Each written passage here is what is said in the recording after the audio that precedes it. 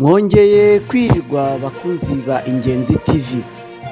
Ikipe y'igihugu y'u Rwanda y'umupira w'amaguru Amavubi yatangiye imyitozo itegura umukino w'umunsi wa gatandatu w'ijonjora yo gushaka itike yo kujya mu gikombe cya Afurika kizabera muri Cote d'Ivoire umwaka utaha. Nyuma yo guhamagara abakinnyi bazifashishwa ku mukino wa nyuma wo mu itsinda riherereyemo ni mu guhatanira itike yo kujya mu gikombe cya Afurika, Amavubi yatangiye imyitozo kuri uyu wa mbere. Ni imyitozo yayobowe n'abatoza b'ikipe y'igihugu barangajwe imbere na Gerard Busquets na Jimmy Mulisa ndetse na Senegal Innocent wagarutsemo nyuma yo kuyivamo ubwo yari ifitwe na Mashami Vincent.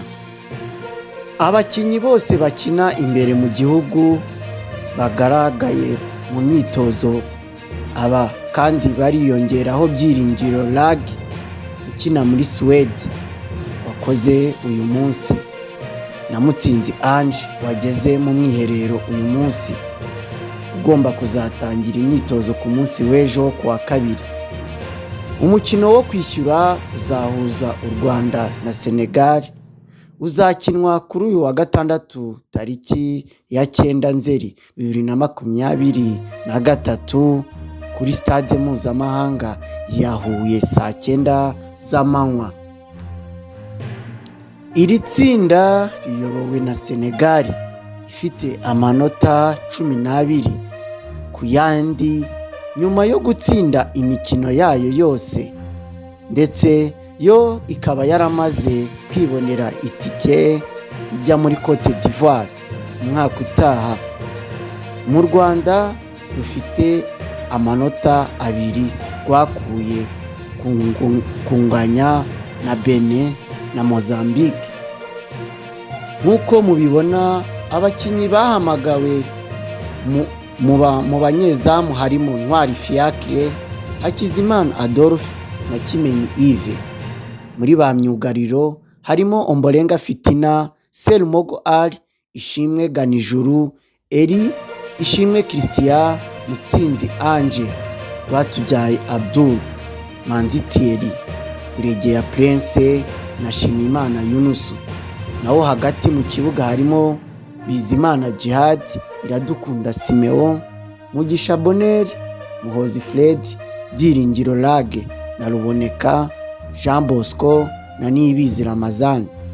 Barutahizamu Mugenzi Bienveni, Nshuti Dominique Savio, Mugisha Didier, Hakizimana Muhajiri, Nshuti Innocent na Mugisha Gilbert.